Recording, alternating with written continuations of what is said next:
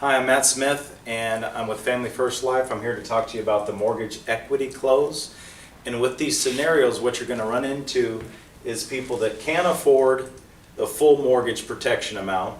You're going to meet people that are unhealthy and can't take on a traditional mortgage protection policy. And we'll go over some single clients where maybe it comes down to affordability, but they don't have a significant other or spouse that live in the house. So the first thing we're going to do is we determine based off of the financial inventory that they have a $200,000 mortgage that is $1,300 a month. We ask John and Mary, we say, hey, how much is your house worth? It's worth $250,000. And I make sure and I tell people, here's what people do based off of your circumstances. And we find out through financial inventory that, on average, maybe a 7-year-old has $10,000 worth of cash reserve in the bank account. Generally speaking, for these unhealthy clients that are older, they just don't have a very large net worth. In fact, most of their net worth is wrapped up in their mortgage, which is their number one asset. So I'm going to have a conversation and I'm going to make sure and paint a picture with words and kill them on paper in the house. So what I mean is I'll say, John, what age did your parents pass? My dad passed at 80, my mom passed at 83. Well, let's say you die a little bit sooner than we hope for, John. You died at age 82. So I mark it down on a graph right here on the back of a piece of paper, just like that. I'm going to say you pay a lot of the interest up front, John, and you're probably going to owe on your mortgage about $145,000. And I tell John, I say, listen, the good news is because your house is going to appreciate over the next several years, your house is probably going to go from $250,000 to $315,000. So what you're going to create, John, at 82, when you die, is you're going to have about $170,000 in the bank account being able to transfer to Mary upon your death. Now the problem is generally speaking, because of where your net worth is, this is going to be spent towards your final expenses, all these different variables of hospitalized costs, etc. So we can't really rely on any savings right now. But what we can do is we can put a $40,000 policy because of his health, age, etc.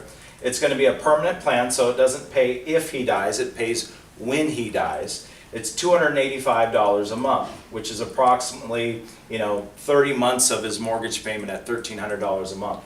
What the $40,000 is going to do for John is he's not spending $285 for the $40,000. John, you're spending that $285 for the $40,000 plus the $170,000 of equity. So really, that $285 a month is worth $210,000 worth of benefit to your family when you die. Can you see how this makes financial sense? And he'll say yes, and then you just close and get the driver's license. So as soon as I explain that he's not, the crucial aspect of this sale is he's not paying $285 just for the coverage, he's paying it for the equity. That's where that value exchanges the price. And here's where you're going to see this being a very effective scenario. So I'm going to say, John, what this $40,000 can do for you, it will allow you to A, refinance your house, put the money down, and bring down your $200,000 mortgage to maybe a $100,000 mortgage. Make it more affordable so she can live here comfortably. It could also give her, 2.5 years worth of mortgage payments where she can live comfortably, so she can take this $170,000 and go to another house and maybe pay cash for it, downsize, have some money, turn it into a retirement account that can pay her income for the rest of her life. She would have more options. Or, if you're my mother, I would tell you, you could actually reverse the mortgage. Now, the reason I say if you were my mother, you could reverse the mortgage is that's a bad word to a lot of people, reversing the mortgage. I just say I would rather have 3 different options than being forced into trying to fire sell the house, losing all your net worth that you've worked so hard for.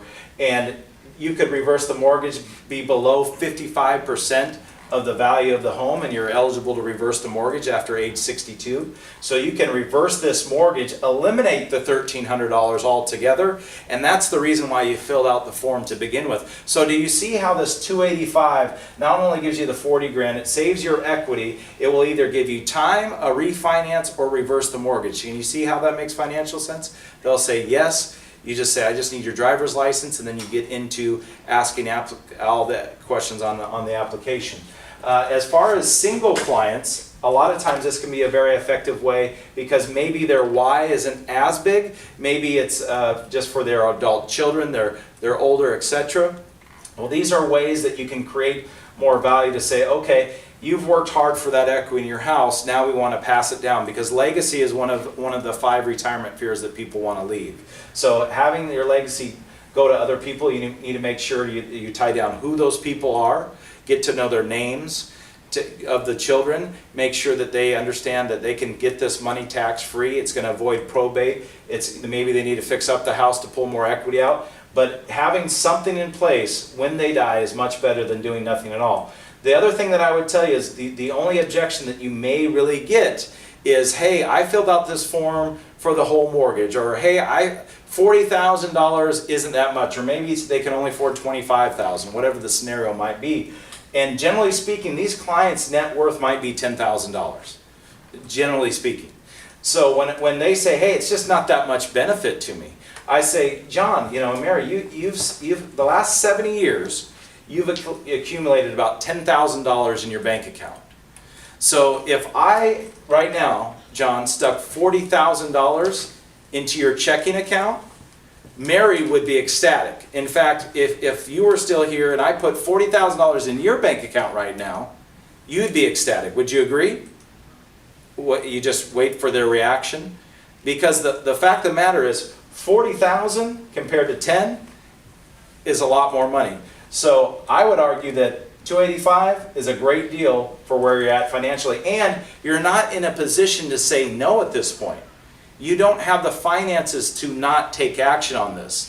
It's time to take action, because 10 years ago this was a rash decision. Today it makes financial sense. Would you agree? Yes. Get the driver's license, get an application. And that is the mortgage equity close.